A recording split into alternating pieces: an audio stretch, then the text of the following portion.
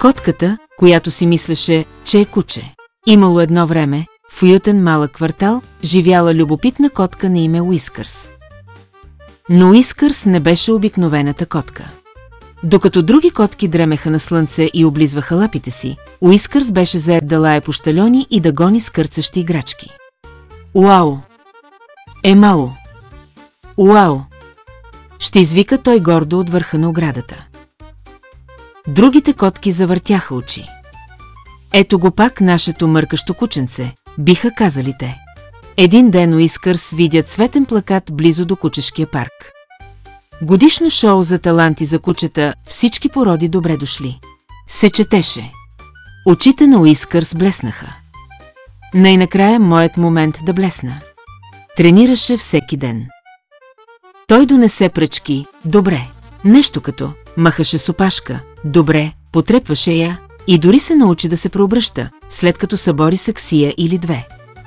Големият ден настъпи. Паркът гъмжеше от лай, махане на опашка и лигаво вълнение.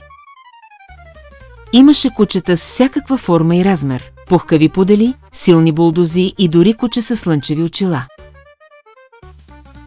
Когато Уискърс се появи на сцената, тълпата ахна. Котка? Но Уискърс не беше срамежлив. Той излая, мов.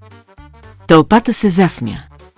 След това се завъртя в кръгове, гонейки опашката си, добре, панделка, която залепи за себе си. След това извади лазерна показалка.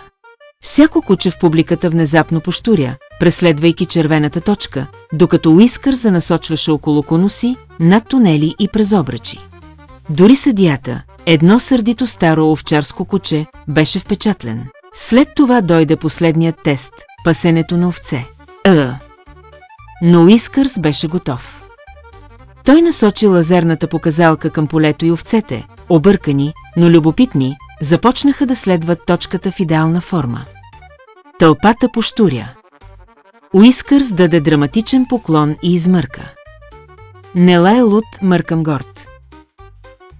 От този ден нататък Уискърс стана почетен първи шампион на кътдог и снимката му висеше в парка завинаги, с надпис: Талантът няма тип опашка.